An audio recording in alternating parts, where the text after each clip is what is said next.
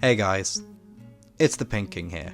Now, as some of you may know, I am a huge fan of the God of War franchise. Every game, every comic, every bit of music, I've seen it all. For me, there's several reasons to love this franchise. The mature tones, the epic action, the incredible story and characters. But, in all honesty, I think it's safe to say we all became fans of this franchise because of one character in particular.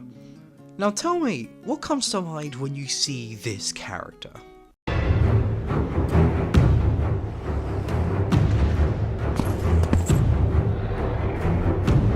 Zeus should have kept you where you belong. No matter how many gods fall, there will always be another to stand against you. They will fall as well. The death of Olympus means the death of us all. Then prepare for your death, Poseidon.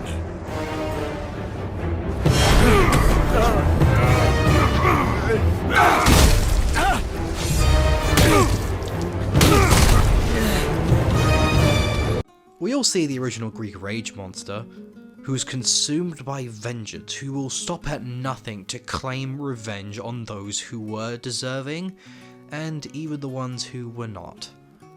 But that's not the whole story. Now, take a look at this.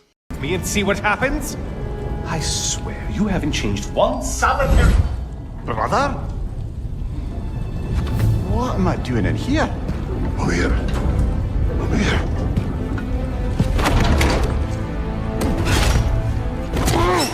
What's that? No!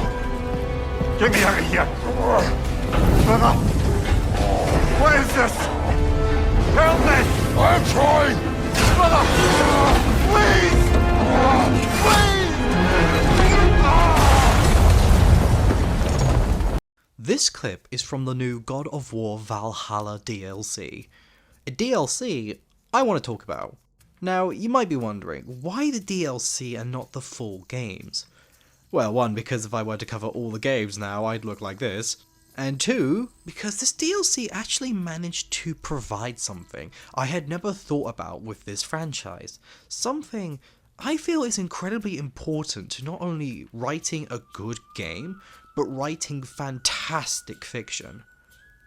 That being, the idea of reflection. Now, reflecting itself has always been a part of this franchise's DNA.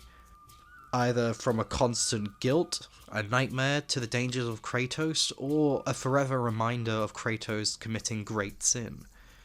However, Valhalla uses reflection in a new way, completely turning the original thought of old Kratos on its head. The DLC asks us, the player, to remember the past, something the Norse games have always been doing, but in Valhalla, they don't use it to show how far Kratos has come, but rather to show how much depth the older Kratos had. They bring up the old events, key events in Kratos' history, whether it be his blood oath to Ares, his killing of Helios, and even his sacrifice at the end. The writers for this game were so smart to include these three in particular, as they all represent a side to the ghost of Sparta. The one that had no choice, the one that was evil, and the one that was hopeful. It's no coincidence all three of these memories were included, and the lines they use for Tyr here help to highlight exactly what I'm talking about. For what is a memory apart from our perspective on it? You know the evils that came of your path. You know the evils within yourself. Yes, these you dwell on. But it's not that simple, is it? The Horde is vast, brother. What would have happened if you didn't stop it? Our lands would have been overrun. Our people killed, violated. People your army was sworn to protect. An army led by you. Did you not feel a duty to fulfill your purpose? Did you not fear for the safety of your homeland? You saved them. You would excuse my actions. Excusing them is not the exercise, Kratos. Only accepting them. Accepting that you acted based on what you knew then, not on what was to come. Your motivation and their consequences are far more complicated than you let yourself believe. Instead of saying Kratos was evil or Kratos was a monster, they instead tried to provide depth to them. Just like in real life, nothing is so black and white, there's always a reason behind it. And that's exactly what this DLC does, so well. They don't try to make excuses for Kratos, they don't try to justify Kratos' actions, but rather provide a new perspective to them. That blood oath to Ares was a perfect example, because as players we know that this decision would lead to the entirety of Greece being killed off. But with this new perspective, we see Kratos had no choice. He had to do something, otherwise his home and people would be slaughtered and violated.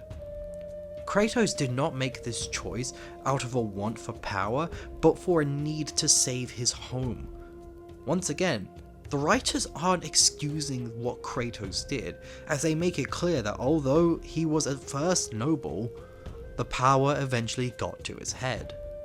That's why we then get the Helios memory, as that shows what happens when Kratos allows himself to be consumed by rage and power, and what damage that did.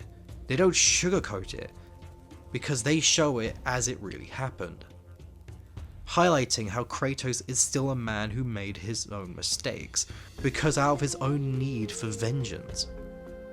But they don't leave it at that, as they finally play the sacrifice memory, where we see Kratos finally free from his vengeance, holding the ultimate power, a power we have seen him abuse time and time again. But since he no longer needs it, or is no longer angry or needing revenge, he gives it up, giving hope back to humanity as he no longer wants or needs it. And although he survives the sacrifice, it still shows that the Greek version of Kratos didn't die for a need to kill, but rather a selfless one, a selfless need to sacrifice. This reflection on Kratos' past makes who he was then and is now start to blur together. Let's be honest, we've all seen these versions of Kratos as different characters entirely, who just so happen to share the same name. But in Valhalla, instead, it makes it so we can put these two characters together and just finally see Kratos. And this all leads up to the best part of the DLC, the moment Kratos talks to his younger self.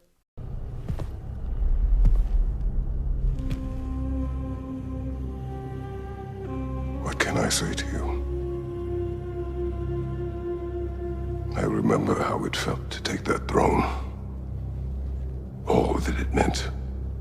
And all that it did not. A god of war.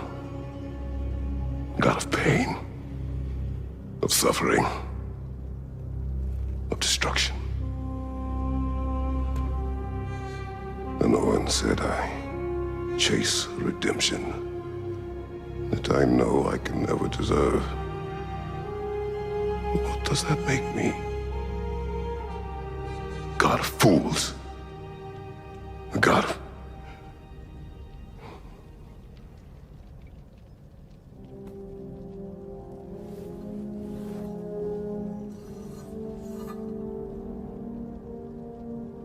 hope. When all else is lost.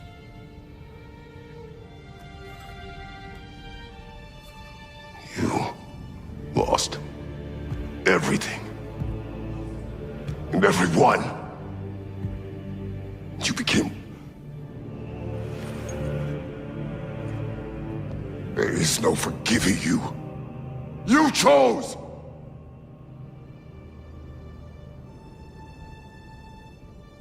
I chose.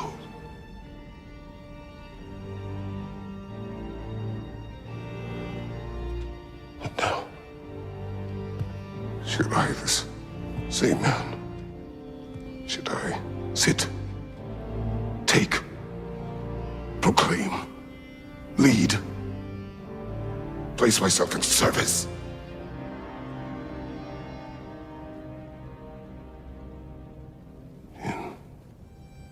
service. Should I lose everything and everyone? There's to be enough left inside so that I do not become you.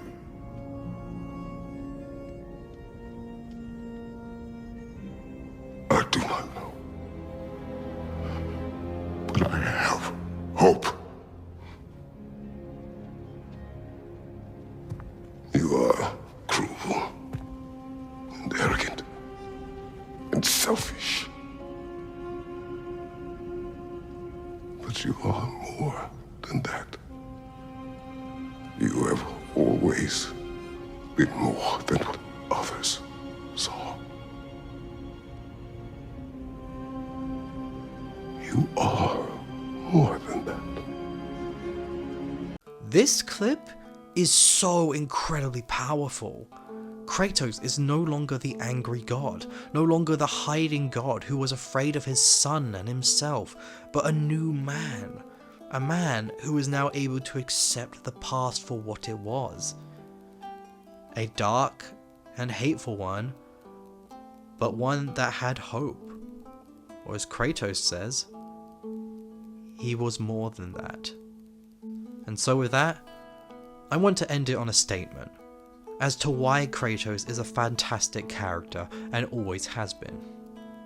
Kratos was a man, just like us all. He had to make hard choices. Choices that led to the worst of outcomes. But for those choices, do not define you. Those choices do not make you who you are, but rather, it's the way we can learn from those choices and mistakes and avoid the same ones in the future. Not through the same power of hate or vengeance, but rather through the power of hope. Because sometimes, hope is all you need when all else is lost. I've been the Pink King, and I will see you all next time.